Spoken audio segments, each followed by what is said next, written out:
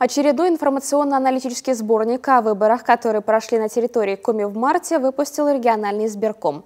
Специальное издание, как правило, в последующем используется как ценный источник для информации для исследовательской работы историками, учеными и учащимися. Заметим, это уже 14-й том, в котором представлены информационные и статистические материалы по голосованию за президента. Отражены некоторые новшества, например, комплексы обработки избирательных бюллетеней. В книге представлены результаты работы нового оборудования и отзывы членов комиссии.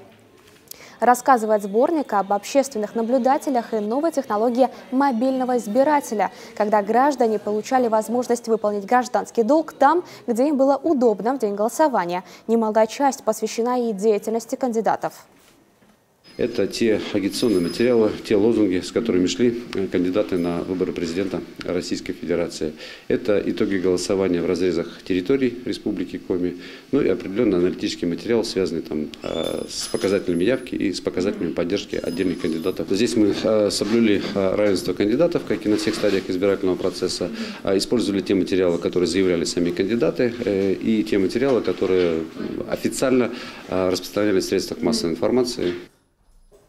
Тираж издания 500 экземпляров. Она будет передана во все библиотеки, вручена участникам избирательного процесса и доверенным лицам кандидатов. Отметим, такой анализ проводят далеко не во всех субъектах страны.